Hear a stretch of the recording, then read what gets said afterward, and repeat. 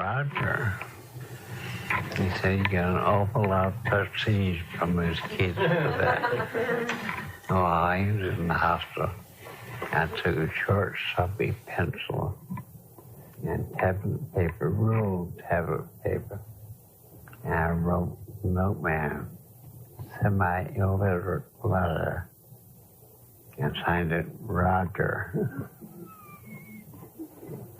What did the letter say? Oh, I'm tired to hear about your broken, B-R-O-K-K-A-N, cross out. You're broken, again is still partially erased. Broken still correctly. Misspellings and erasures. About your broken bone. Personally, misspell. I like to eat bones. And as long as your bone is broken, save it for me. Yeah, that letter made the circulation board. You found out about that Roger wrote letters to the milkman. All the time milkman was in the hospital. And he treasured those letters. Those are all the patients.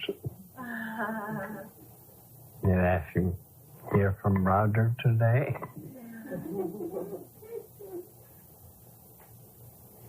You see, people waste an awful lot of time. In psychotherapy, you ought to teach people to use their time. You wait a few minutes for a mailman, a few minutes for the grocery, wait a few minutes for a phone call. If you use that time, you could accomplish a lot. A patient a few minutes late, after Roger died, Miss Erickson shed tears over him. A few days later, he got a letter from Ghost Roger in a great boneyard up yonder. He told her all about meeting her ghost dogs of her childhood. Had a lot of fun writing that letter. You wrote it. That's a big pencil. You all heard about that religion.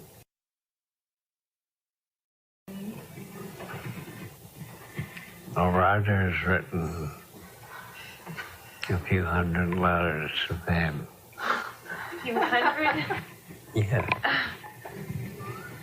They wasted an awful lot of postage on Roger. He loud as how. He didn't have much money.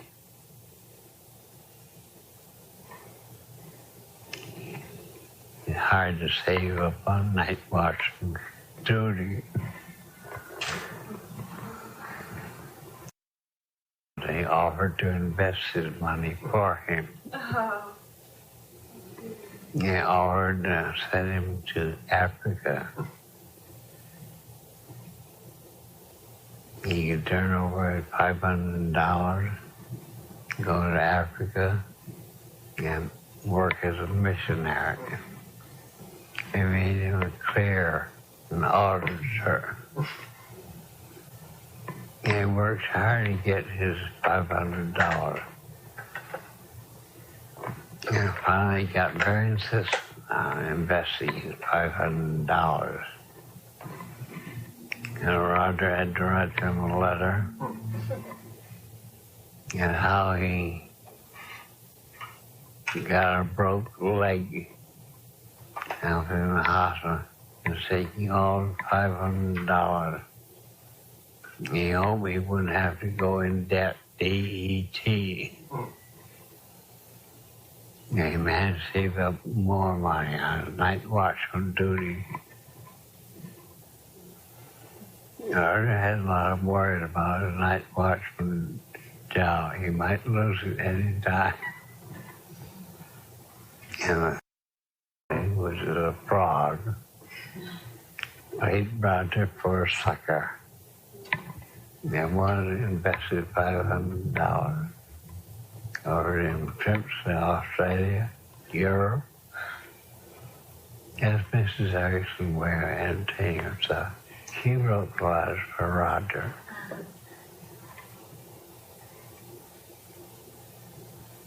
I like to write letters for Easter Bunny. I like to play Santa Claus over the phone. And I write letters well. And actually called me up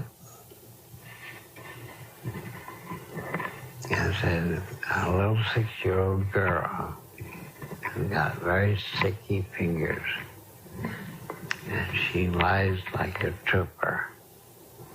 You look you square in the eye and lie and lie and lie. You stole her mother's jewelry and hid it in her bedroom. Swore she'd never seen that before. You didn't know how you got that hiding place in her bedroom.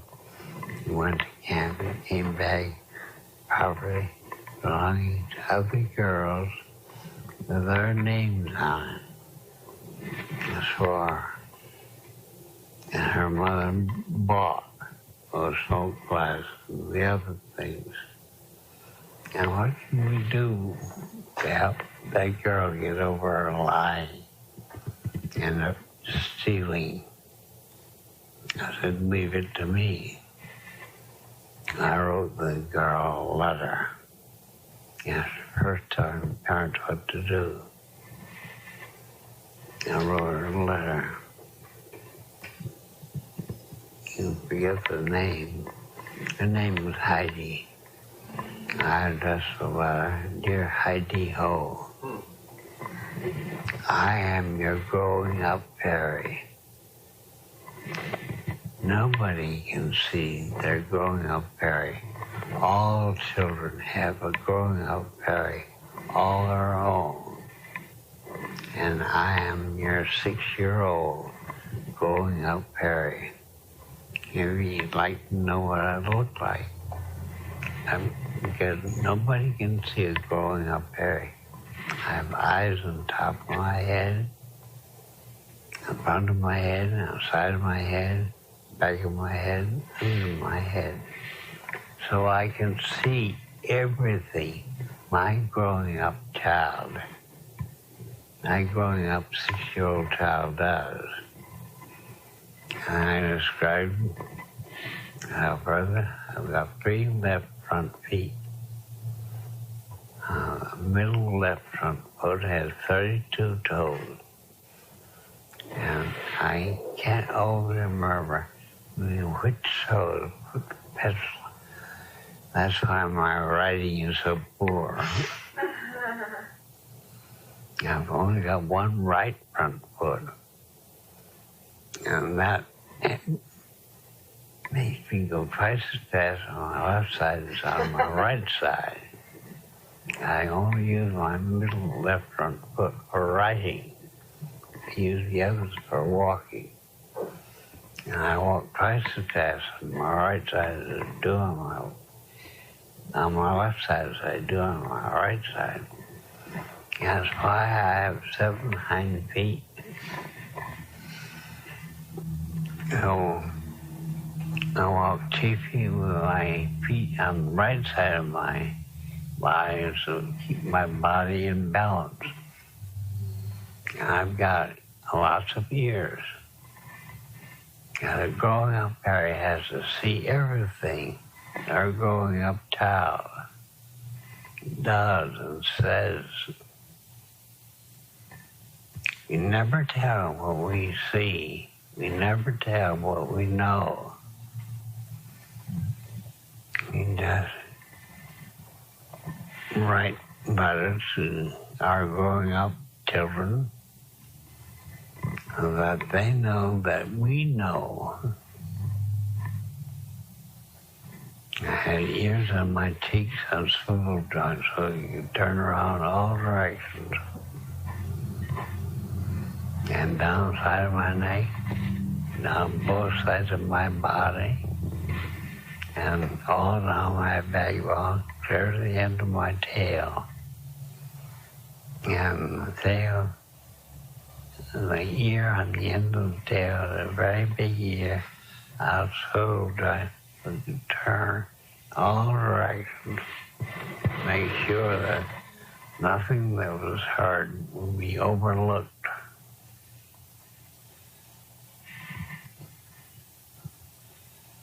And told her where I lived. Well, she'd find it by the cactus patch near the mountain. And she would know the cactus patch. The coyotes used to hang out there, hoping to catch me. And I had that cactus patch, so I couldn't be caught by coyotes.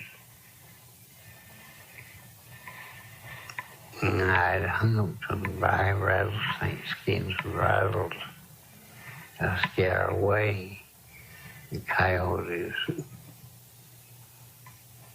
I sent her a recipe for buttermilk and peanut butter pancakes. The letters were delivered in the middle of the night were being dropped on the floor in her bedroom when she was asleep. You know, with a growing up Harry looking at you and listening to you, you better watch your steps. And that cures a little girl. All right, Easter Bunny letters. The children, the show and tell. It keeps up their faith. I have had grown-up patients ask me to write their children Easter Bunny letters by Santa Claus. Growing up Paris. And the kids all like them. They're good public relations too.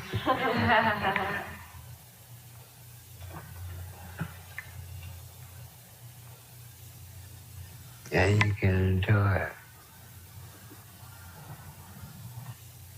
A sick kid in the hospital receives a letter from Easter Bunny. And you're going to make it a special job of getting a kid a Valentine. Getting the kid a Valentine. A kid has something hopeful to look forward to. And Valentine's always signed by the Easter Bunny. You said Valentine's. You said Valentine's signed by the Easter Bunny. Yeah. What about what you were addressing earlier? Sort of. If somebody's dying and they don't need their energy to, get better, is it? Do they want you there? You know what I mean? I think the kind of thing is not gather around and watch a dying person. And that's impressive on a dying person. These are all people I'm going to lose. I always instruct my nurses to try to elicit from the dying patient all the happy reminiscences they could.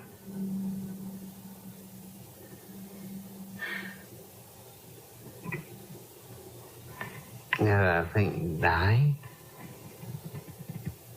you can't be certain.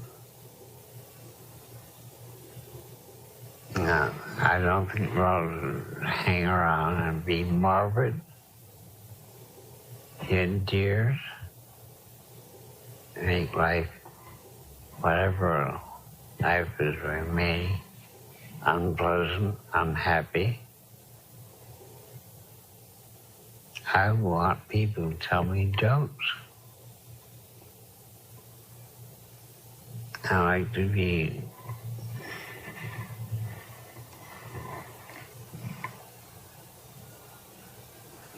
I like to die with a smile on my face.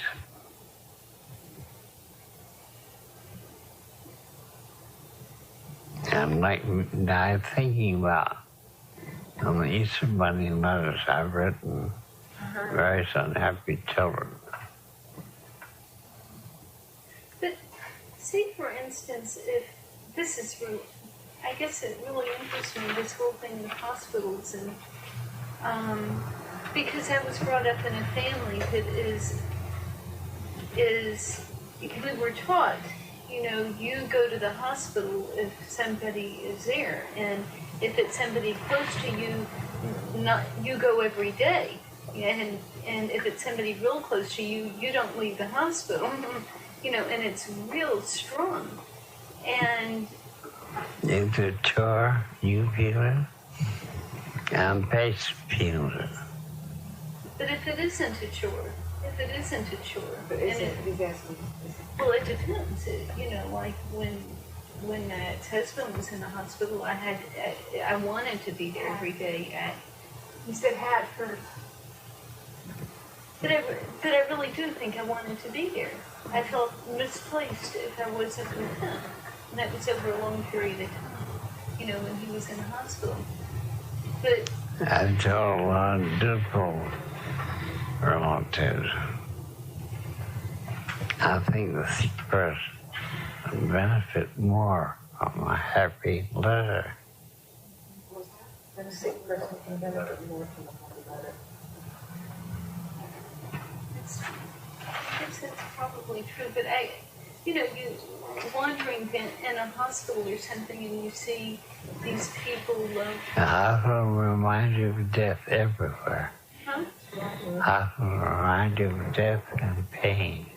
Hospitals remind you of death and pain. Remember, I was an intern once. Sure. Hospital staff man. Huh? Hospital staff man. I looked around. I persuaded a lot of relatives and paid their visits, either necessary and special delivery letters. Now, when my wife writes to various children, almost all of it includes clippings. You remember the Russian satellite that came to Earth from northern Canada? You remember about that? Mm-hmm. And the search that was made. Mm-hmm. One of the boys, the young man found that Russian satellite. He sent our daughter Roxana a clipping and said, "See what you've done for the world." That young man had been working out physically. He knew he wanted to go up north and learn to endure hardship. And daughter Roxana and some friends one evening were climbing Squaw Peak. Starting out to climb Squaw Peak. This young man joined the group, and he suggested that Roxy ride piggyback all the way up to the top of Squaw Peak. Her reaction was, a young man is foolish enough ask a young college girl riding piggyback up to Squaw Peak has asked for trouble. I'm willing to give it to him. And he rode up piggyback all the way to the top of the coffee. Now, he was actually training to endure hardship, build up his strength. And it was he who discovered that fallen Russian satellite. So we sent a story of the man who carried a piggyback up Squaw Peak. And we're always saving cartoons to send to various members of the family.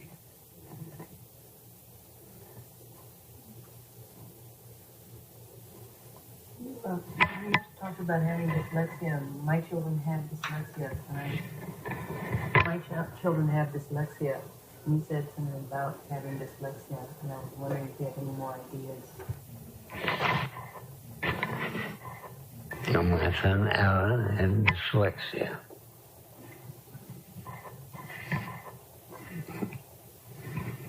And his teachers went, wow, we're selling.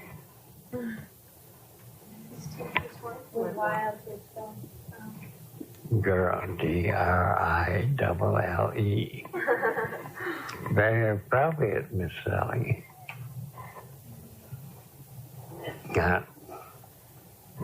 He's also a mathematician. For the age of 3, he developed a magnificent project. Iron picket fence around the hospital ground. And he set out to count the pickets. Over 8,000. At first he marked where he left off to come in for lunch by laying a stone. Jason and Tom would pick up some sort of way and start all over again. One day he saw me writing on a blackboard of chalk. Thereafter he carried a piece of chalk and put a secret mark on a picket. He could always start at where he left off. And when he got them all counted, he got made a mistake, so he counted backwards. He got the same number. And he told his older brother, I didn't count to 100. The mother picked up and said, when I was laughing, condescending, I said, of course you can. Made him indignant. We insisted on counting to 100 by 1s, by 2s, by 5s, by 10s. And with roguish look, he said, I didn't count backwards too. And mother had enough of that. I always brought home various types of mathematical puzzles and leave them lying on my desk. A small boy is very adventurous. He always discovered those mathematical puzzles. And he solved them. In the 6th grade, he came to me in distress. He said, I've been working my arithmetic with this slide rule. Well, it's a toy. It's something for little kids. I want to do my arithmetic the hard way. And well, I can't help you. I remembered how the engineers, students in college cursed their slide rules. They were so hard to learn to work. Here he was calling it a child's toy. I sat down at libraries and lots of books there. And you can find some book on mathematics that'll interest you. He found a book. And his teacher said, Alan, I don't know how you work your arithmetic. He always kept the right answer. He was using logarithms. And I don't know how to use it. In 6th grade? In 6th grade. 11 And he's the SOB. Save our beat. He always sends his mother a lot of clippings. Every winter. And she sends him a lot of clippings. He's always got a pile of clippings. Either it's Robert, or Roxana, or Bert. How to give you a Bert's recipe for longevity. It's very simple. Always be sure to get up in the morning.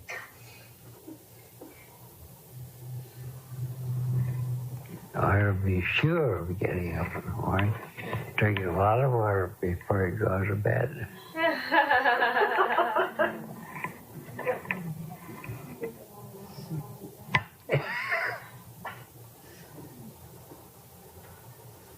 Writing well is one thing, including clippings. You send those to patients in the hospital. And not only you wrote them a duty letter, and you went far beyond duty, including a clipping or a cartoon that would appeal to them.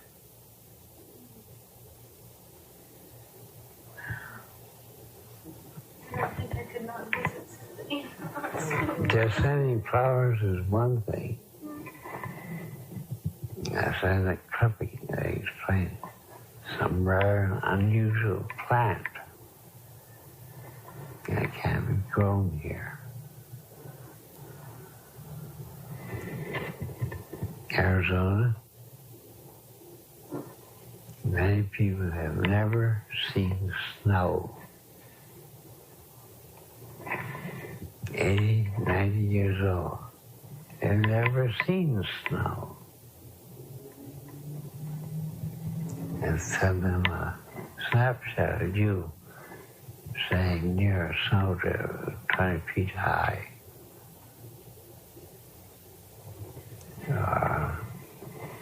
Write readings to them in the snowdrift. Send them snapshot. That means far more than a letter than a visit. Something they can pick up, enjoy now, tomorrow, they get sent around the world. Everybody enjoys.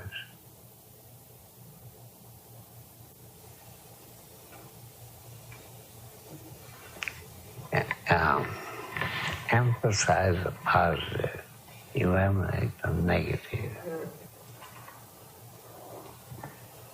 Another popular song I use with patients is toe bones connecting foot bone, heel bone, ankle bone. You know, I get through reciting all the connections. Then they can see the connection, neurosis, and a lot of other things about them. Could you repeat that? Could you repeat that? When you go through that song about toe bone connecting foot bone, heel bone, ankle bone, leg bone. You go through that, and you can get them to believe that their neurosis is not an alien thing that's affecting them, as a part of them. And they can do things with their arms and their legs, and maybe they can do things with their neurosis. It gives them a lot of hope.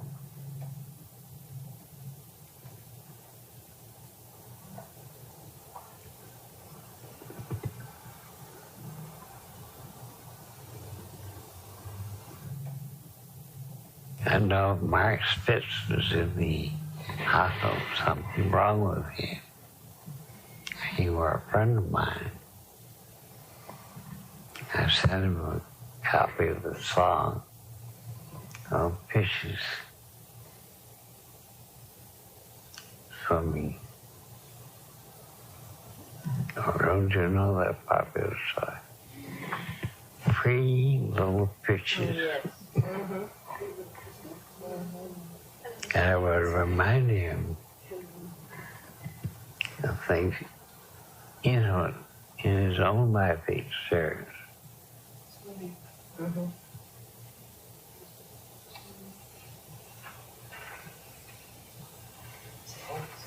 Too early for you. I have actually, it's a client that I've been seeing. I wonder if I could ask your advice on that. Go ahead. Okay, this is a very interesting young woman of 32 who spent most of her childhood taking care of her younger brothers and never felt that she really lived her adolescence. Her mother was left by her father, and this woman, my client, was about 12 or 13. The mother then remarried to a man who was very strict with the children, and my client, whose name is Kathy, became the babysitter. And the mother and stepfather would go out all the time and say, you stay home and take care of your brothers. So she built up a lot of anger around that, and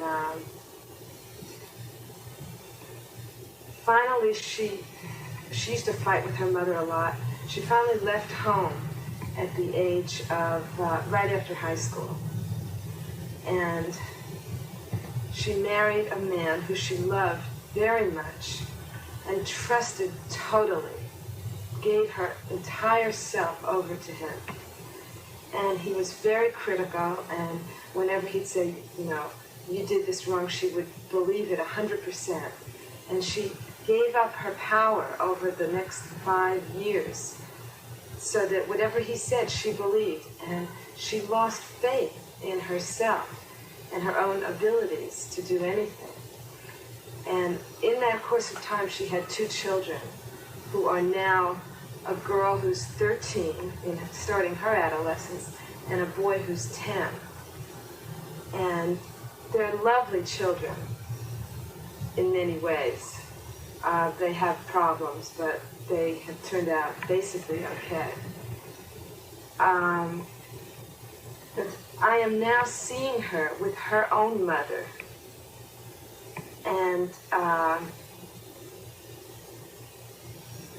what seems to be happening is that she has never, since the marriage to this man, and when she gave up her power, she doesn't feel that she has the right to be angry at anyone, including her mother, for all the babysitting and all that. She feels like she's not a real mother to her children. She feels like she's still the babysitter. And she doesn't really want them, but she has a very strong moral sense that I am the mother, and that's the most important thing. I have to do it out of guilt. I have to take care of these children. I have to sacrifice myself for them. Okay, I feel like there's a certain moral dilemma. She's a very highly moral person. And she found out that her mother, who brought her up to be very moral, was in fact not so moral herself.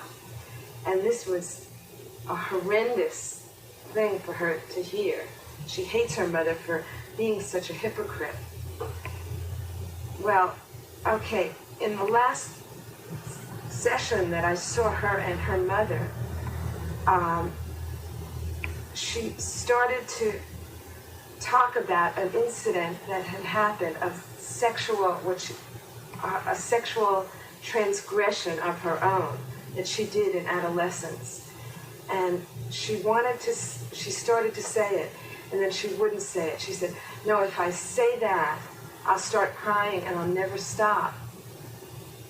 She feels that she has committed this sin. And so I was encouraging her to say it, and she was almost begging me not to make her say it. And but I just felt like this was the crux of what was going on with her, but I didn't want to push her into anything. So she started to cry. She got real upset. She said, I have to go. She hugged me. She hugged her mother, and she left. And she's not a very physical person. She'd never hugged me before in all the time I had known her. And she said, I'll call you tomorrow and make an appointment. And then she didn't call that day, and then I left to come down here. And I just feel that this is a very important time in the therapy, and I want to be real careful what I do. And so I thought I'd ask your help. If you wanted to cry, I would have seen to it that she cried. She did cry.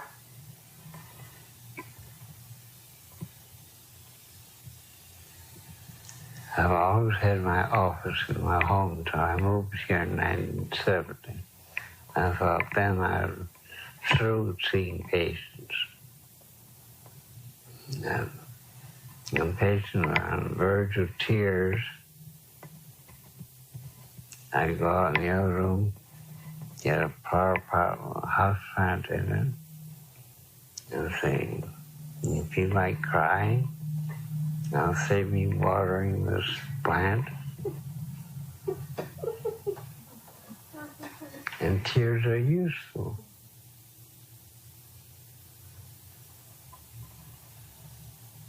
Now, actually, when a patient starts crying, they build up additional shame for themselves because they are crying. Present them a flower pot, and the whole complexion of the situation becomes changed. Now, my children, the children fight, get resentful. You keep in touch with your children, you know about the internecine wars going on. And I told all my children white tummy stories. Oh, a little green frog or a green bag, a white tummy, because he had a white tummy. And a green bag is called white tummy. And white tummy got angry at old Snapper, a snapping turtle. He knew the snapper wanted to eat him. I thought he had some fun with Snapper. And got on a lily pad. And he reached down his front leg and showed the Snapper and jerked it back. Snapper looked all around for that magical frog leg was out of sight. Couldn't find it anywhere. And white tummy would tease Snapper and no Snapper. Swam away in disgust, defeated. The child would identify with white tummy, who had whipped older brother. The Snapper was older and bigger than white tummy. The white tummy would tease Snapper until Snapper just gave up, ran away.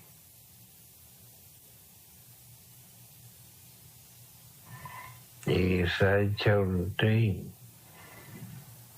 Well, my second son, I came on in the morning and said, Daddy, you should have put Bert. You shouldn't have used a baseball bat. He and Bert had quarreled the night before. In a dream that night, he had Bert punished with a baseball bat. And in the morning, he told me, Daddy, you shouldn't have used a baseball bat. And I took over and put it what side seat should I have used. And he talked it over. He finally decided a few light touches with a twig would have been enough punishment.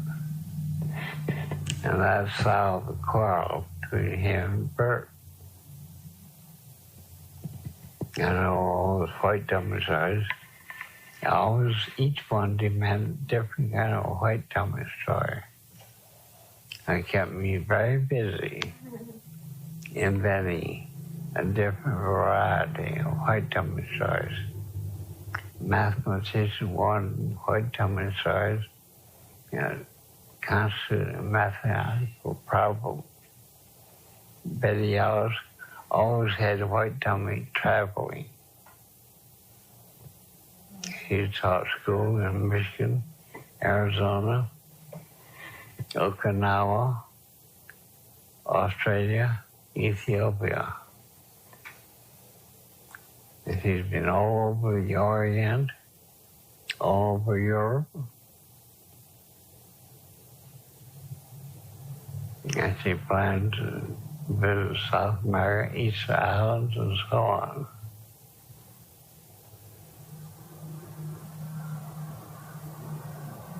And her white dummy stories are always traveling. And now and then she had me tell a special story in which a big brother frog got punished.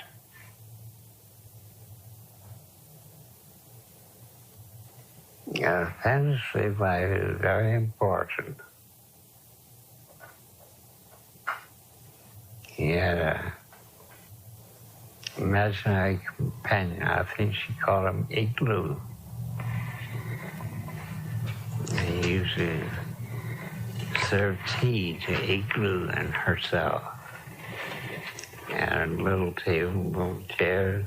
Igloo sat in one and served tea and cakes, imaginary cookies and so on.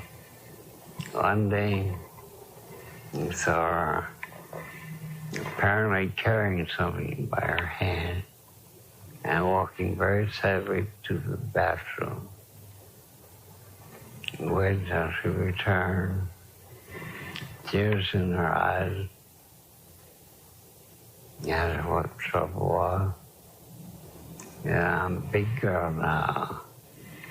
So I flushed Igloo down the toilet.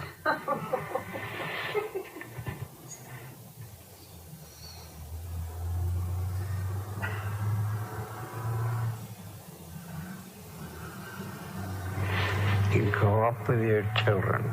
Right, you grow up with your children. And you learn those lessons. And then you recognize grown-up people are only small children grown taller.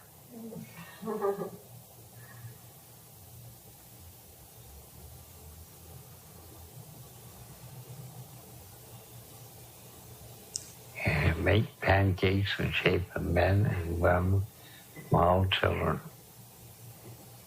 You make them shape of dogs and cows and cats. They taste much better that way.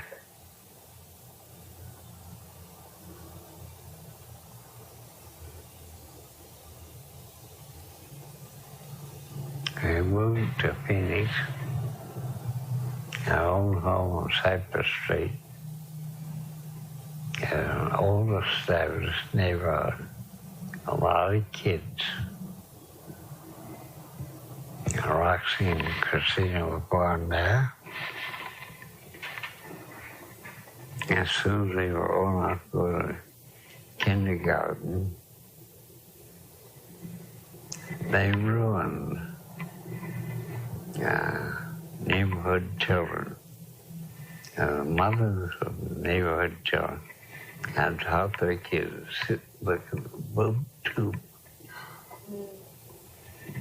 out of their way. Their kids are watching boob tube. I try to refuse to get TV, and soon my 2 dogs and all kids in the neighborhood in the backyard playing games that they invented and ruined it for the other mothers. They always find their kids in my backyard or in my house.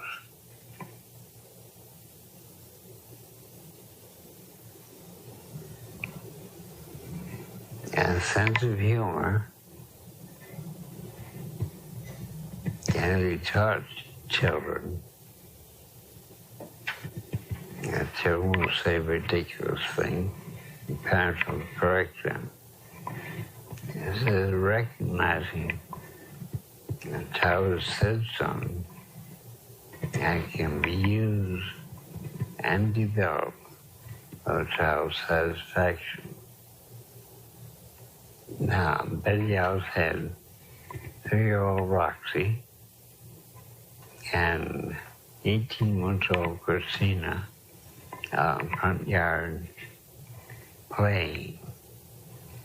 And an old maid, 6 feet tall, with his corkscrew curls hanging down, came mincing down the sidewalk with these tiny little steps. And she stopped to look at the 2 little girls and said, "Oh, you darling little cherubs, you dear sweet children, say something to me." And Roxy's only too ready to please. She'd learned a new phrase. So she said, "Throw you in the garbage pail."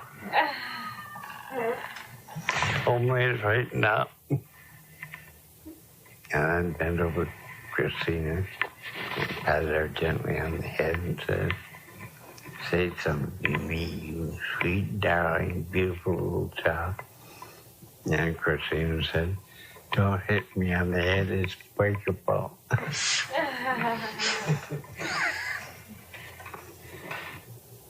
And when Robert came home from the hospital, a new patient came in.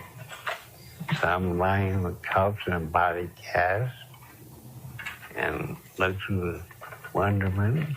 And Robert said, "I'm fragile." You teach humor to your kids right away.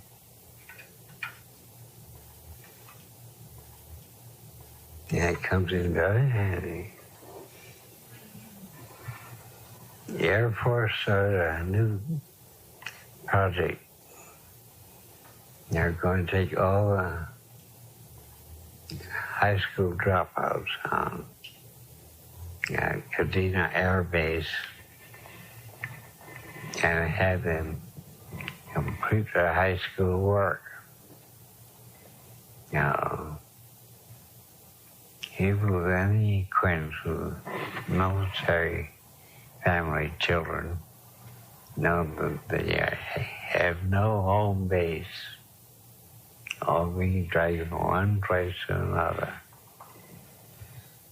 And their fathers are opposite. And military police don't want to get in bed with the officers. And civilian police know they have to turn delinquents over to the military police. So, high school dropout, military base, really a delinquent. And the Air Force started a campaign. Instead of school, high school dropouts. At Kadena Air Base in Okinawa, there are 23 high school dropouts, all of the children of officers. And they all had police records. Arrested for heroin, pushing, selling, rape, burglary, robbery, shoplifting, so on. Of course, the civilian police arrested them, turned them over to military police. Military police knew a hot potato, saw one, so they dropped it. And kids got away with murder. The Air Force decided to establish a school. And they selected Betty Alice to run the school. And they turned over a building with a kitchen to her. Of course, all the dropouts showed up first day to see what old lady Elliot, first time my daughter never heard herself described as an old lady. And Betty Alice gave the opening speech, in which he said, "This building is our school, the kitchen's our kitchen, and I only teach here. And nobody interferes with my teaching. If they try, I will expel them for a day, a week, or permanently. And you kids run the discipline of this school. That's your problem. I only teach here." First time in their lives those kids had ever been given any real responsibility. And this is one of the things that happened. On opening day, the second semester, is registration and general get-together and socializing. And 2 new dropouts, newly assigned officers, kids, inspected school, and Tom said to Stanley, "Stan, you lock me in the refrigerator and take all the shelves out. You lock me in the refrigerator for 2 minutes. And you open it, let me out. I'll have a high on by that time. I'll sing around enjoying my new high. As I recover from it, lock me in again. For 2 minutes, I'll get another high on. And all the students are watching. So was my daughter. My daughter knew she couldn't allow that to go on. How do you interfere when the kids are in charge of the discipline? All of a sudden, she got a bright idea. She turned to George, who was in charge of the kitchen. He said, "George, you going to let those 2 bums mess up your kitchen?" He said, "I sure ain't. Hi, fellas, let's straighten out these 2 bums." Yeah, all the others rushed to, well, take George's kitchen. And Sam and Tom got straightened out. Now, first year, the school was been going for a week or so. Word came around, a general was coming to inspect the school. So 2 of the boys wrote on something on a blackboard in huge letters. The whole school sat back, waiting to see what Betty Alice would do. And the general entered the room. Betty Alice kept his eyes fixed on her, or looking where she wanted him to look. She led him around the room twice. keeping his eyes on her or where she wanted him to look. After the general gave a complimentary speech and departed, and Susan said, "What are you going to do about that?" He said, "I'm the teacher. That's your problem." And the home by Susan said, "Dick and Joe, erase that blackboard."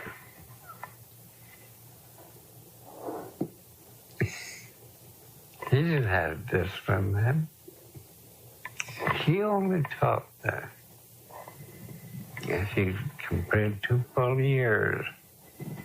And she's remained on top. She couldn't teach all the classes. Wasn't qualified. And she's a head teacher. And she got volunteers to assist her. Volunteers only taught, that's all. Had nothing to do with discipline. And every time a volunteer ran into difficulty, they all turned it over to the student body. And they all took part. Probably a very successful pilot project.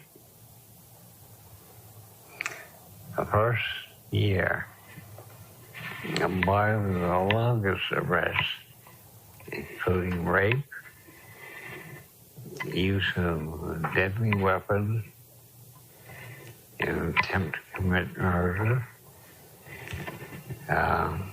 grand theft, petty theft, shoplifting, misdemeanors of all kinds, and arrested 40, 50 times.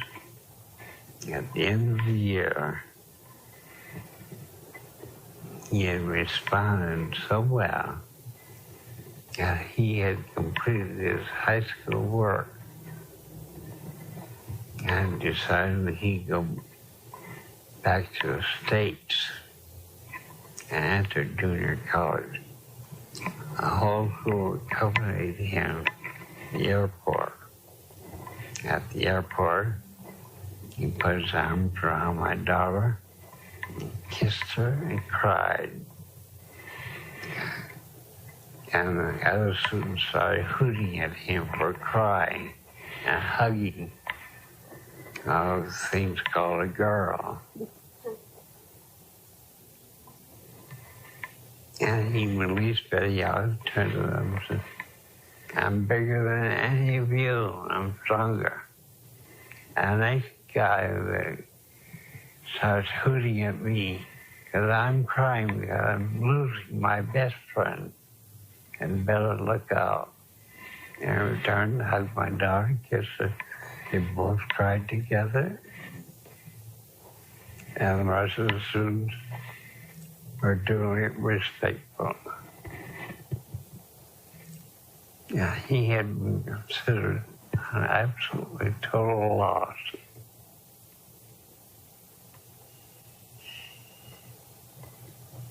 But how many people always do the unexpected thing?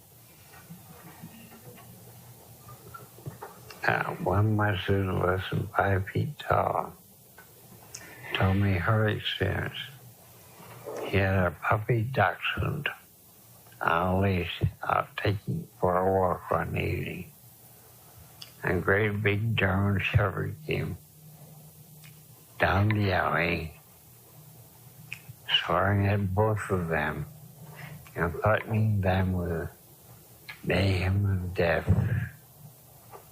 She was so frightened she gathered up her little puppy in her arm, and she started chasing the German Shepherd and yelling at him. And the German Shepherd knew that's an inhuman thing to do. I better not tangle anything that inhuman. So he went home kayaking.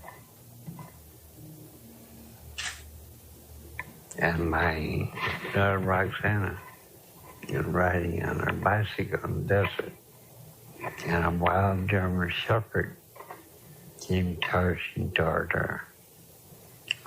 Leaped off her bicycle, picked up a rock, assumed a very threatening posture. The German shepherd knew that wasn't human.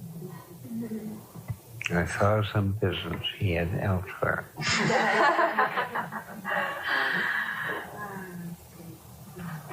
All my children taught do the unexpected thing.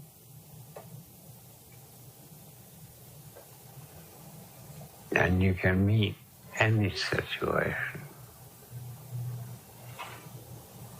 People always know what to expect, and they know what you're going to do. You know that you're going to follow the usual constricted behavior. If you do the totally unexpected thing, unprepared. Betty else got a first teaching job. And a few days she learned it was not replacing the former teacher. A previous semester, one of the delinquent 15-year-old boys out of the class he was teaching who were attending school waiting for his 16th birthday had walked up to the previous semester teacher and said, "Miss Johnson, what would you do if I slammed you?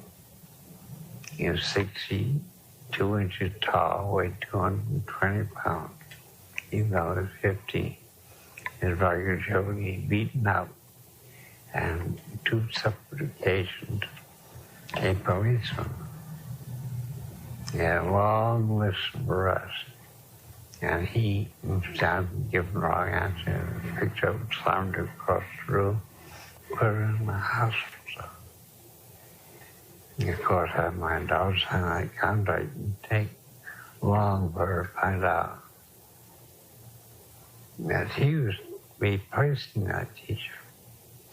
Her first thought, she told me later, was, I found out the situation I was in. He was 6 feet 2 inches tall and 220 pounds. I'm 5 feet 2 inches. I weighed 102 pounds.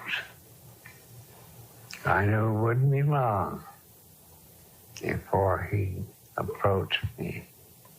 I'm riding on a bikeboard one day. Room became abnormally silent. I turned, here's a great big giant, nasty smirk on his face, tiptoeing up to the front of the room. He stopped 2 short steps from me. I was wearing my wondering look, my big blue eyes wide open, and said, Miss Erickson, what do you do if I slammed you? So I narrowed my eyes, took 2 quick steps toward him, and snarled, so help me God, I'll kill you. Now get over there and sit down like this. Right away, no! He never heard a kitten snarl like a tiger before. He sat down. She says, one can watch the expression on his face. He suddenly realized she had faced him down. He's the biggest kid in school, and he knew he'd have to defend her the rest of the year.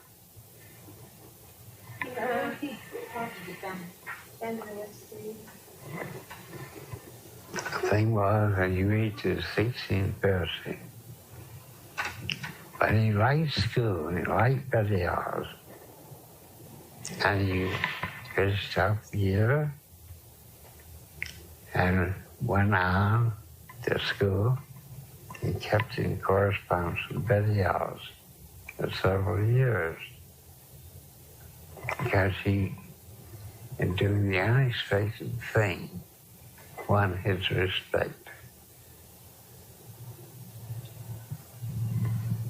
I met a teacher in Kansas, a man, who was telling me, a psychologist, told me he wanted to be a teacher and found it boring. He decided to go into psychology. I asked him why he found teaching boring. He said, well, under 5 feet. And so they assigned me to teach the delinquent population. I was just staying in school until I reached our 16th birthday. And those delinquent kids were a pain in the neck. They were always trying to take advantage of me until I caught on. Sitting in the doorway, and one of those guys leaned heavily on me and said, someday, your little teacher's going to find himself a grease spot on the floor. I turned to him and said, and someday, some great big bruiser is going to find his throat. His teeth rammed down his throat. I never had any trouble after that. And that led me to take up psychology. Why did that sudden reversal of roles bring me respect? And nothing else brought respect. I went in psychology.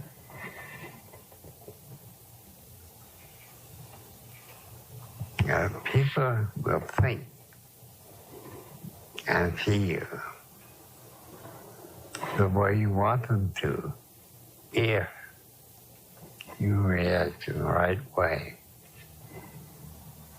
It's easy enough to go out and get a patient to cry. I think it's better to get them to laugh.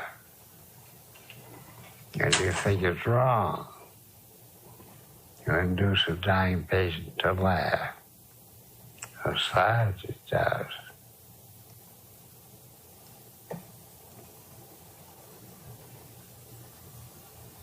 You shouldn't do that.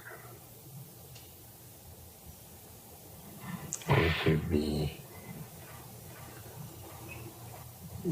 hypocritical, sympathetic, mortician behavior. Call it a slumber room, a room of peace. And not go in and tell a dying patient a towering story of illicit laughter and unseemly behavior. I prefer to have my patient die laughing than crying.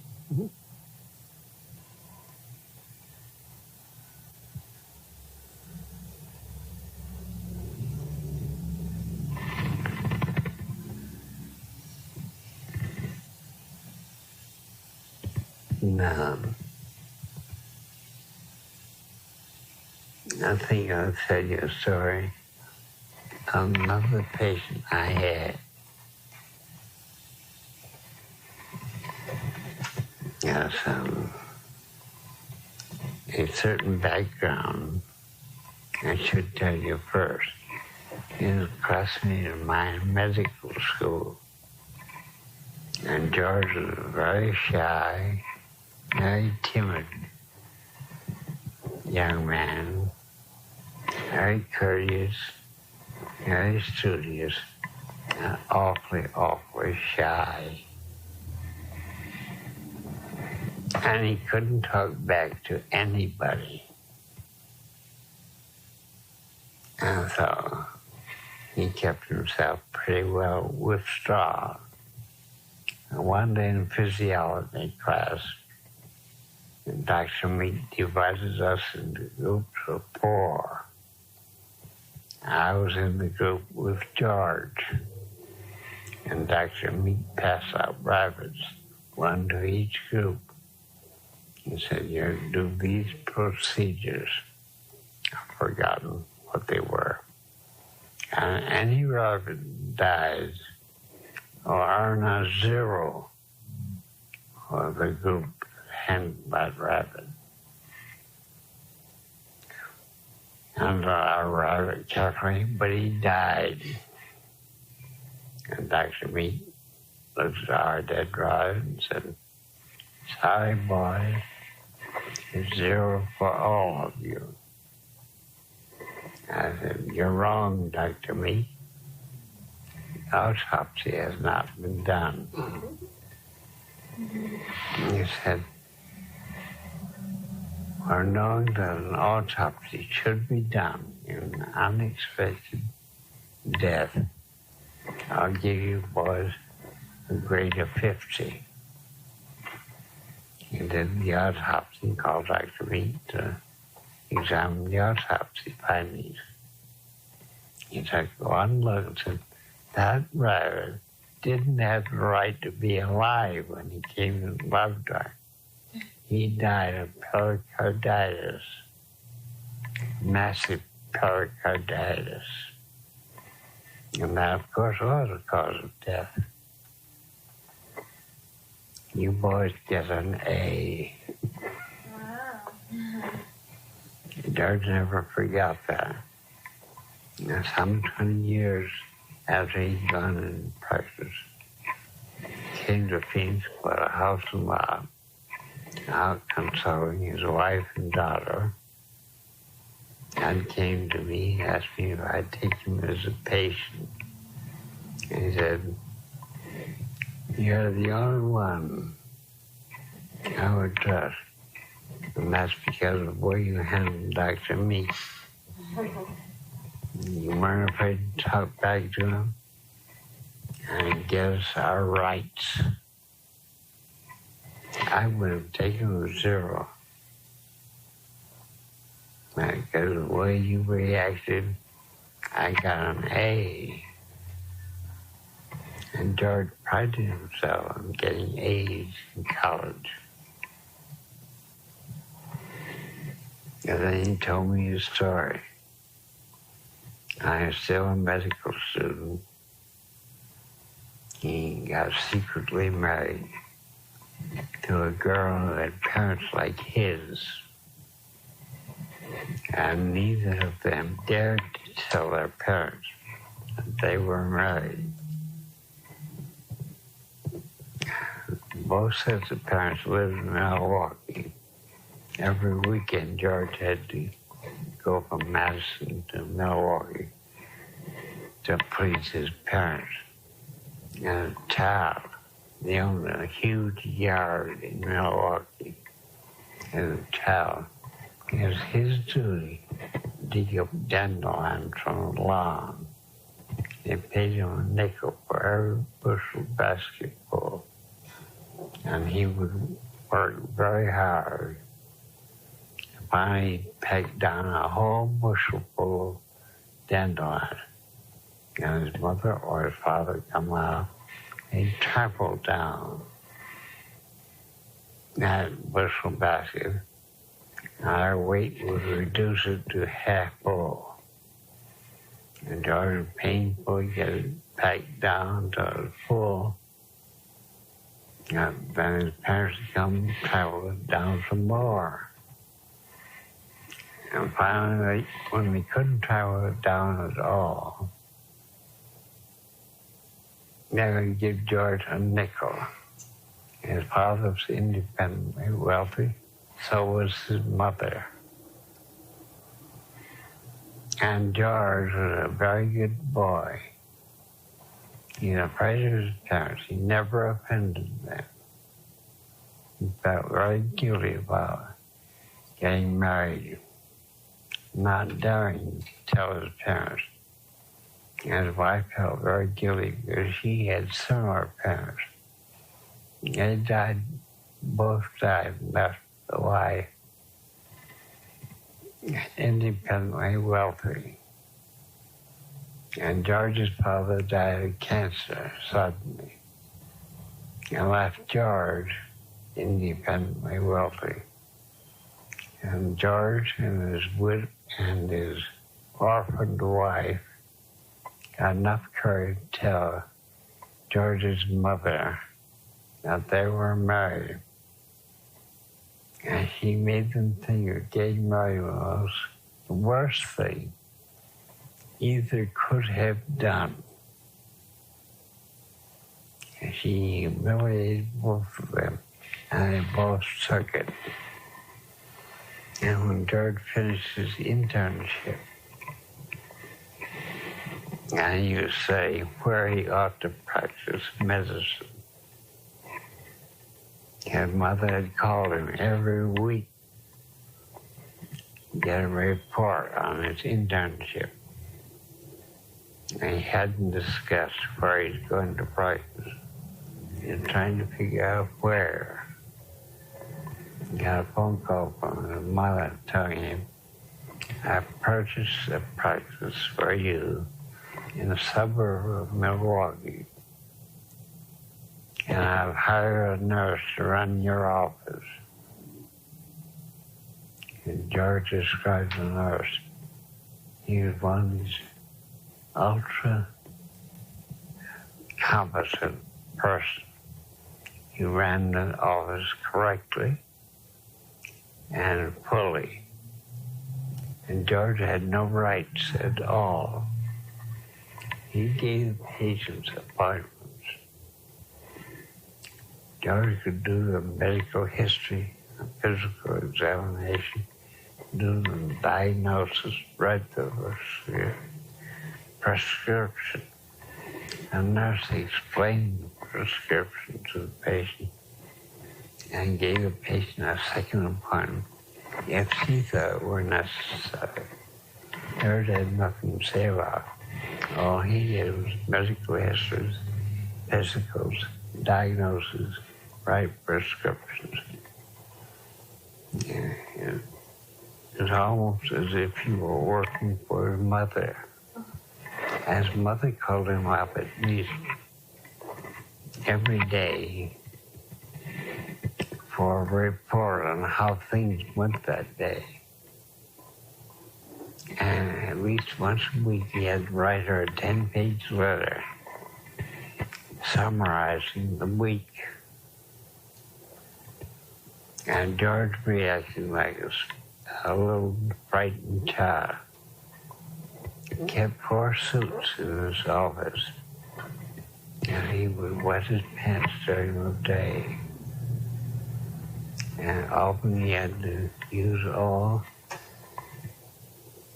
4 suits of the one he was wearing to get through the day. And his wife liked to entertain. And George would come home and be out so people walk right, say they're looking neither right nor left. Go down the basement. I grew orchids. That's his hobby. And he knew orchids about 1,000. He went to the office at 7 in the morning and almost stayed until 11 at night, keeping up with the medical literature.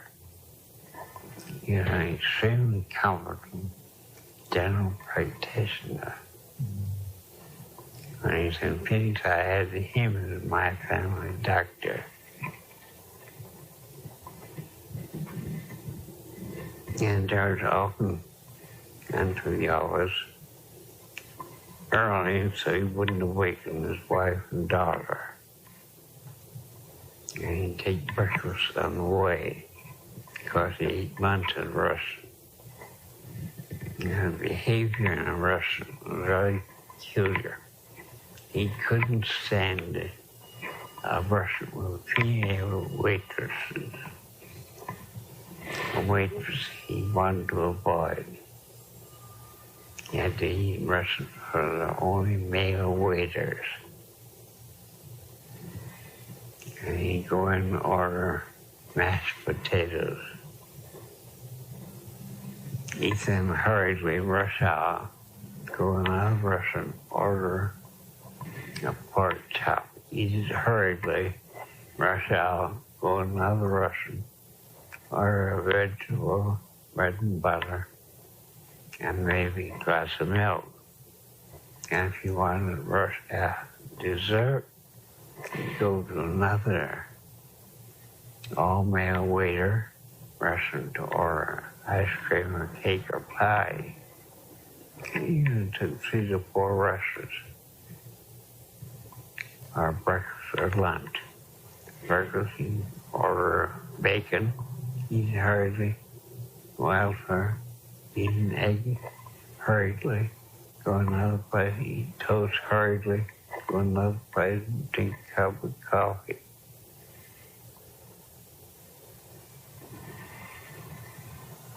And George always did his own shopping for shirts, suits, shoes. He'd walk in the store and say, I'll take that shirt, send it COD. Got home, he found the leg band, see what size it was. The right size, he'd keep it. Wrong size, he'd return it and order that one and rush out. And shopping for a shirt often involved a dozen shirts before you got the right size. Bought suits the same way. I'll take that suit COD. At home, he tried it on. It didn't fit. You return it. I'll take that. Getting a suit that fit. A difficult job. And getting a pair of shoes that fit. I'll take that pair. Time on home. His life was pretty miserable. His mother had a cabin on the lake. He told George when he and his wife and daughter should take a vacation. And she bought a cabin next to hers.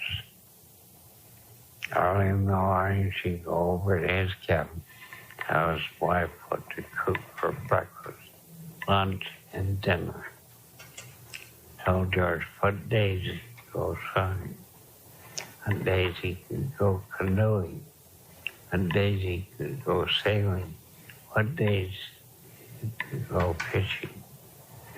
He really ran that summer camp completely. And George was always the obedient son, and his wife was the obedient daughter. Told George I'd have to get the rest of his history from his wife and daughter. They both confirmed George's story and added,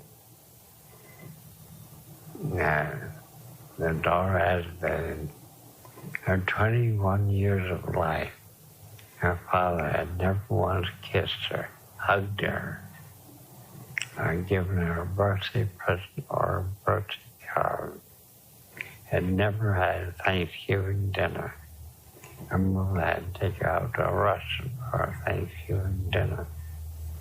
Never had a Christmas tree or a Christmas present. At Christmas time, George would go to Sun Valley with the family, rent one of the outlying cabins, and have the grocer send in a supply of food. Early in the morning, George would go out skiing in some remote area. Daughter and George's wife skied where other people skied. And George would return after dark and have a meal at home. And either he prepared or his wife prepared. His wife and daughter ate with the other guests at Sun Valley. And George liked skiing very much. And George also played the cello. He's an ex-player of the cello. And he always played in his own bedroom, with the door locked. Wife and daughter had to listen to the door through the pillow. He wouldn't play in front of them.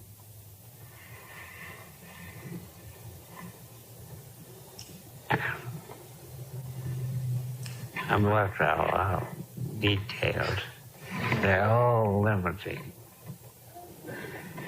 I told George, well, it's a matter of wetting your pants. And this deadline business memory of yours be cured. That's the first thing we'll do. I'm very worried about my season cure. I told his wife to get a trowel for digging up dandelions, bushel basket, her old black trousers, had to make 2 gallons of lemonade, and get a supply of salt pills. I gave George his orders. Tomorrow I want you to go out on the lawn, sit down on the grass near a trowel, and dig up dandelions. I visited your home and lot in Phoenix, and there are lots and lots of dandelions there. That place has been neglected so far as dandelions are concerned. You sit down and eat in the morning on the lawn, and your wife will bring you lemonade. You have a supply of salt pills with you. You sit there from 8 in the morning till 6 at night, and you don't get up, and you drink the lemonade. You know, you have to urinate in your pants. The passers-by are very friendly. Phoenix was a small town then. It was often chat with doors. At first he was only mobile. They went by, began talking, and then realizing nobody could see his black trousers were wet. And dug dandelions all day, and wet his pants all day. 2 gallons of lemonade, sure guarantee. And the next day, George got another old pair of trousers, took his trowel, went over to the neighbors, digged dandelions, and when he had to urinate, he went home and used the bathroom. So he's really cured. Got the last case of wet pants in his life. And he was amused at the enjoyment he got out of digging dandelions and not wetting his pants and drinking lemonade and knowing he was free to quit at any time.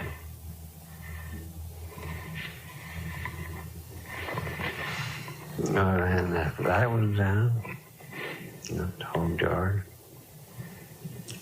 next Tuesday morning, we're going shopping. Now, do I have to come and pick you up? You show up at the office. I'm driving the car.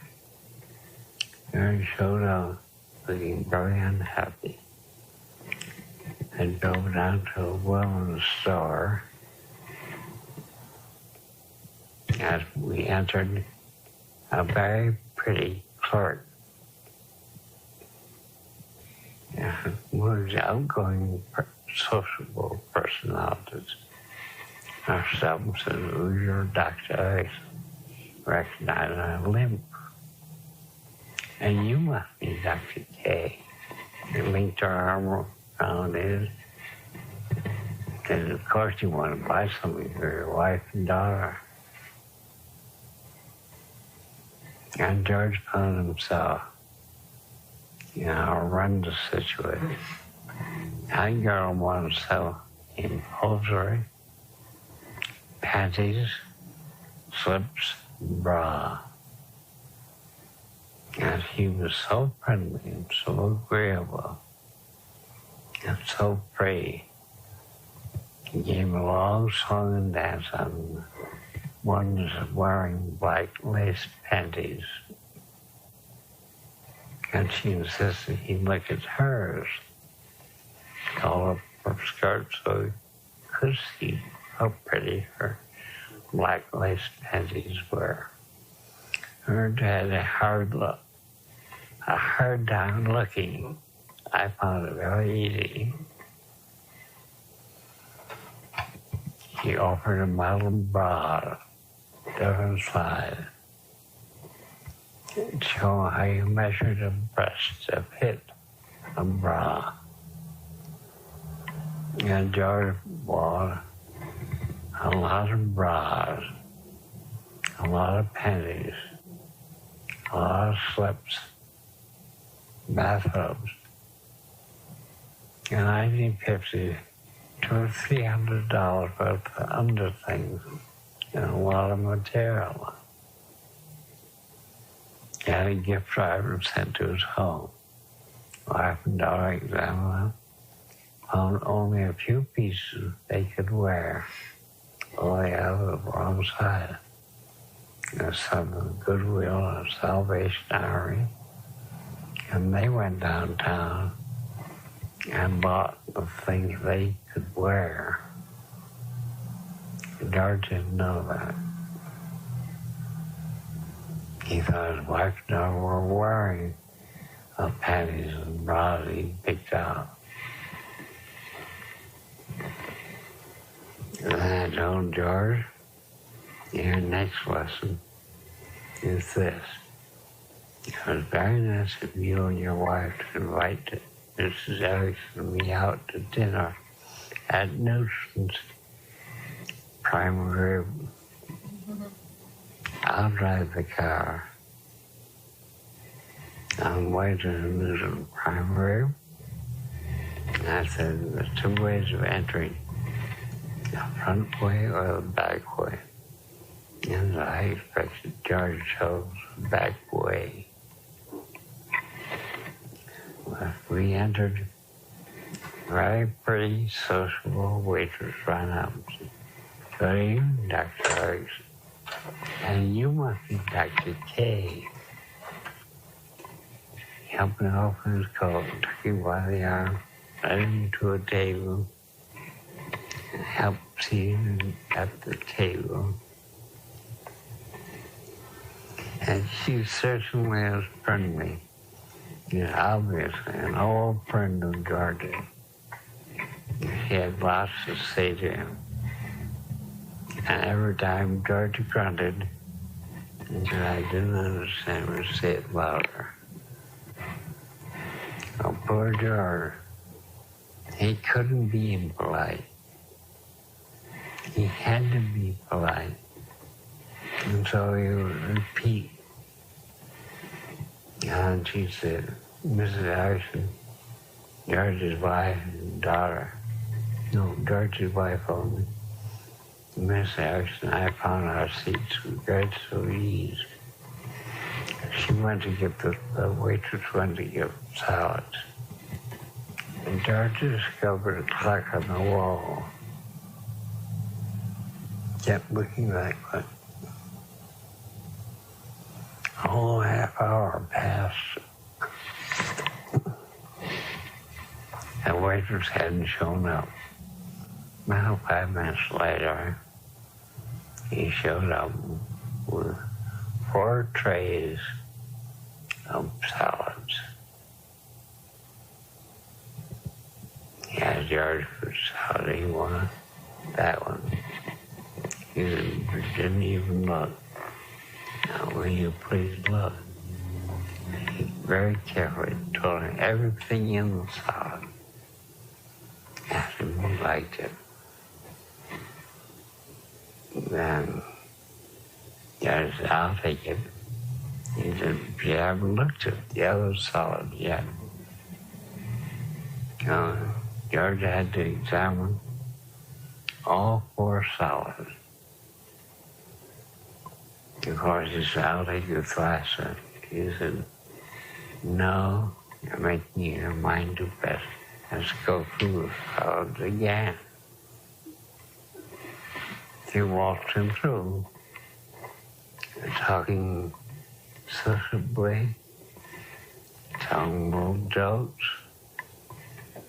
He had no interest in the other 3 of us. That's George. Finally, George got a salad. And she said, which dressing? She had 4 dressings there. George said, that one. Would you have them ask about the other dressings? She walked him through the dressing twice. After salads were eaten, he's outside for half an hour. And he finally came with the menu. His wife, my wife, and I had no difficulty choosing our dinner. Now, she helped him choose different kinds of meat. He finally settled on prime rib of beef. George heaved a sigh of relief. Milton pushed the kilo. Very well done. Beef well done. The plain well done. Slightly rare.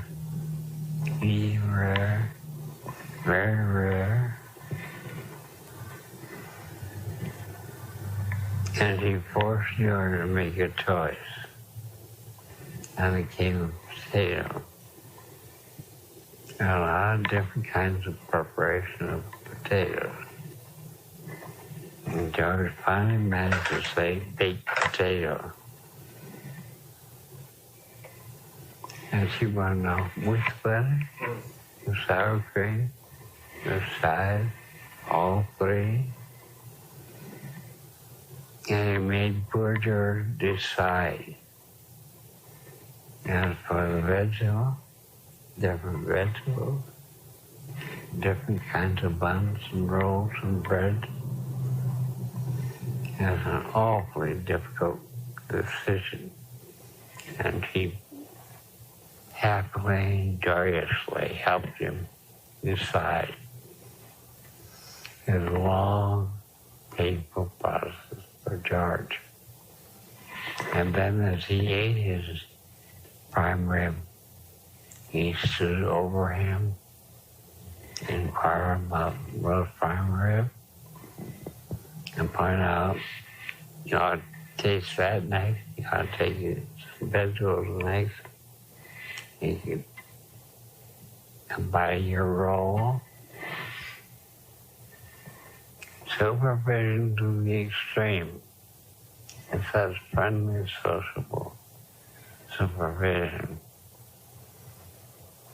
And then there's dessert. Do you know how many kinds of ice cream there are? How many kinds of pies, cakes, a la mode, which of was only for ice cream. George went through absolute hell. And finally, dinner was eaten. I heaved a sigh of relief. The waitress said, did you like your dinner very much?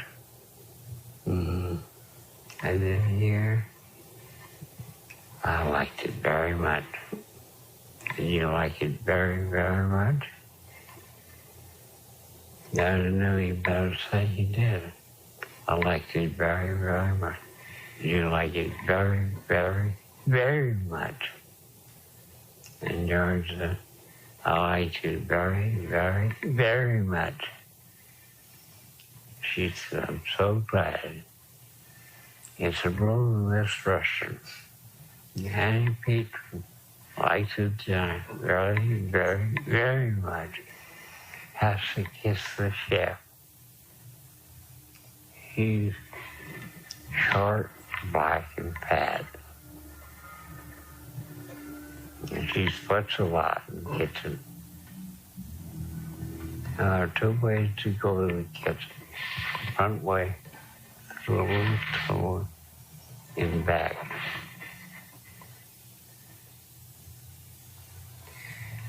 Now if we go by way of the tunnel, maybe you won't have to kiss the chef. Maybe you'll need somebody else. You know, very coy. George looks hopelessly at me. He saw no sympathy in my eyes. Besides, even said, I'll go the back way. And thank you so much for being willing to go the back way. Your willingness is enough. He helped me on with his coat. Said a very fond goodbye to him. I did him back. Short drive home. I was very silent. Betty and his wife were talking. He got out of George's house. Betty and I came home. And the next night, I took his wife and daughter to the Newton private room. I'm in the front door. Only I didn't expect. A waitress saw him come in. He spoke to the manager. He gave her permission to wait on George and his wife. And she was an absolutely perfectly behaved waitress. After that, George could take his wife out to dinner anytime, anywhere. He lived through a horrible experience with me. We knew his ability to survive. And George, you know, George, you've never shown your wife a sunrise. Next Sunday, I'll take you out to see a sunrise. Now, I like to go out on Desert Square Drive on Sunday morning, starting at 3 a.m. That way you can see the wild animals, get the breezes and the quiet. So I picked up George and his wife at 3 a.m. I drove around Desert and finally picked a place where they could see the sunrise. And George was pleased with it, so was his wife. George never waited for me to take him out for a sunset. He did that the same day. He learned rapidly what he said. I told George, your wife and daughter are getting bored. And the time passed down by dancing on the kitchen floor. Her wife would really like to go to the crow dance. George said, I don't know how to dance. I said, that's all right. I know at least a dozen pretty girls that would like to teach you. George said, my wife can teach you. You're going to go through that again. So we went to a square dance. And Laura taught him how to square dance. And George began liking it. And I began going to every square dance. A number of square dance clubs all have different nights. And George asked me permission to call square dances. He still could function on his own. I gave him permission, and George took up square dance calling I enjoyed it very much. And then one of the dancers gave the theater play, and George volunteered for a part. And he performed his play very adequately. And George even sent me through the mail a picture postcard. It showed the homemade variety of crullers, one named Cowbells, the other Cowboys, and a big set with George. You know, risque postcard for the mail. And then George volunteered he'd like to learn round dancing. And so was my interest. I joined round dance clubs, and they danced every evening.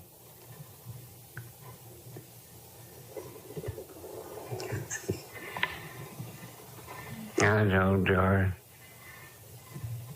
your mother calls you up or 2 hour chat, twice a week. I know how you're getting along. You always answer a phone call. You also write a 10-page letter to your mother every week. And you're old enough to refuse to do that for your mother. And so I'm going to cut the umbilical cord. And you buy a picnic table. I want 2 whiskey bottles. One empty with a very lurid label. And one half full with another label. Rather lurid. And then I want you to get a straw hat. Then I want you to take all your clothes except your shorts. You sit in a chair, your bare feet on the picnic table. The empty whiskey bottle will be lying on the side, the label visible, and the other whiskey bottle will be plainly visible and full, and half full. And your wife will put bruises on your nose and your cheeks. And you can get a bleary look in your eyes. And you sit there, feet on the table, lounging in the chair, looking as drunk as can be. You send that picture to your mother. No explanation. Your mother belonged to Women's Christian Union, Temperance Union. He abhors alcohol. You see a nice picture of you thoroughly drunk? It'll do our soul a lot of good. George never heard from his mother again. And those bi-weekly phone calls and that weekly letter. George even wrote and told her, honey, he and his wife and daughter would be at the lake. His mother didn't show up. And George and his wife and daughter enjoyed that vacation trip. They stayed a month.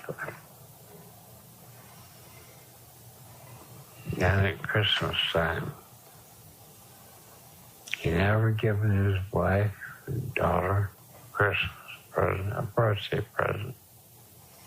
I told his wife, I don't want to go through the hassle of buying a Christmas tree or Christmas gifts. You and your daughter buy the things you want, have a gift wrap. It's been awful to listen to that story about George. It's been painful.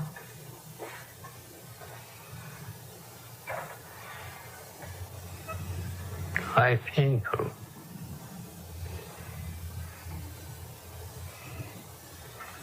Why? Well, I feel restricted and refined and obsessed and painful like that. I felt sad for George. I felt no sympathy for his mother. Yes. I gave George the opportunity to dine in a restaurant, buy clothes, see the sunrise, and dance, call dances, around dance, to divorce a hag of a mother, feed him a wedding advance, and a lot of psychological surgery. Now, Christmas, Laura bought the tree and decorated and bought the presents and gift wrapped and told her how to arrange it. And George, then Betty, and my oldest son and I went over Christmas Eve. George and Laura and Carol were waiting. You knew I was coming over. I arrived and I said, George, people have various traditions about Christmas. Some, like the tradition of opening our gifts on Christmas Eve. Some like opening them on Christmas Day. Erickson tradition is on Christmas Day. Since you have no tradition, you'll start yours on Christmas Eve.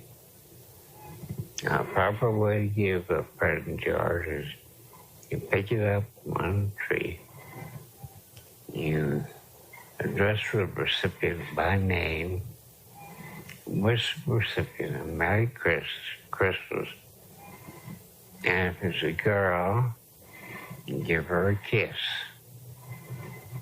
When George picked the first gift, Mama or Carol, person gave her a peck of the teeth. I said, Carol, your father gave you that present properly. He said he did not. He said, put it back in the tree. Now what shall we do about this, Carol? He said, we better give him a demonstration of how we should give a gift. And that's why I brought my older son along. He's your age. He's really good looking. You even choose between him and me. He said, I choose you, Dr. Erickson. I said, all right. I picked up a gift for her. And Merry Christmas Carol, handed it to her. She threw her arm around, gave me a 10-minute finger. And she finally released me. She said, Daddy, you didn't look. Now we'll have to do it all over again. And George looked that time. And Carol sat down on her present. And George stepped up and gave the second present. I was addressed to his wife. And here George saw his wife looking at me, looking at my son. He stepped up to her and said, Merry Christmas, Laura, and kissed her on the mouth. You learned rapidly. And so, it was a very happy Christmas Eve. And then, sometime later, Carol came in to me and said, Daddy has always gone to weddings in the families of his patients. And he's always disgraced himself as part of the wedding. And he cries so loudly. He bawls like a calf. I'm going to have a church wedding. a wedding reception in the churchyard, and I don't want Daddy spoiling it. I'm bawling like a calf. Can you handle that? I said, I'll take care of it. Just tell your mother I'll sit in the family pew. Tell your mother to sit next to the aisle. And so, Laura sat next to the aisle. George was next to her, and I was alongside George. The first thing I did was get a grip on his fingers at where you bend that last digit. Extremely. It's very painful. I got a good grip on his hand. And as the wedding proceeded, I saw tears come in George's eyes, and his facial muscles quiver. I squeezed. Pain look appeared, and an angry look. Our eyes went off without any crying on George's part. After the wedding, I said, George, now for the reception in the churchyard. Shall we walk around hand in hand, or do you think you can manage it? He said, I think I can manage it. He walked around separately. And Carol was very happy about her church wedding and her reception.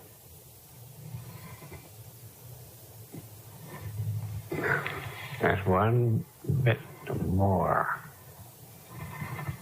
Laura wanted a house built at Apache Junction where she could enjoy the mountain scenery. When George had a telephone line, like lines, and well drilled. And they drew up plans of the house, started building the house. How the house was built completely. And it came to me on March and said, I don't want to tell you this. I owe it to you, I ought to. I've got a bladder pain. And all right, George, describe your bladder pain. He did so with absolute accuracy. I said, George, you know what that means as well as I do. Let's hope it should be benign tumor on prostate. I think it's malignant. I want you to go to a urologist here and have a definite diagnosis made in preparation for surgery. I just said, this concerns only me, and I won't go. I said, George, it does concern only you. It really concerns your wife and daughter. And I think you ought to go. George says, this is one decision I'm going to make. I think you were right in everything else you made me do. And this is my trouble. I begged and pleaded with him. Around July 1st, I got him to agree to see a doctor, but not in Phoenix. I said, where then? He named a lot of places, and I said, yes, they're all good. Which one? He finally said Mayo's. And how do you want to travel there? Not by air. I don't like airplane travel. I would prefer to go by bus. I said, bus? That makes too many stops. And you might get off.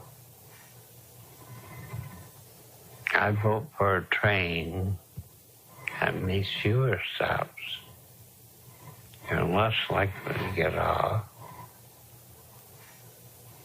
Now, I'll make sure of that. You want to go alone, or shall I say that half a dozen pretty nurses with you. Make sure you get to Mayo's. Either I'll take the train, I won't get off, and I'll go to Mayo's. Just give me a call when you're at Mayo's. I found out that he took the train to Chicago and a plane to Mayo's. He called me, said he's enrolled at Mayo's.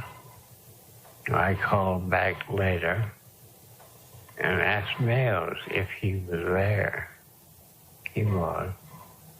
They examined him, rushed him to the operating room, operated, and when he recovered from the anesthetic, they said, "Doctor, you come in 2 months earlier.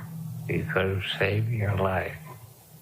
And you now have a study of that into your hip bones and your spine. Probably have about 2 years left to live. So live it up." George came back and told me what they said. And all right, George, do you agree to live it up? He said yes. And checked with his daughter and his wife. What else did they want? They wanted a free cello concert, for one thing. And George gave them the cello concert because I demanded it. Later, he gave them more than one cello concert without being asked to by me.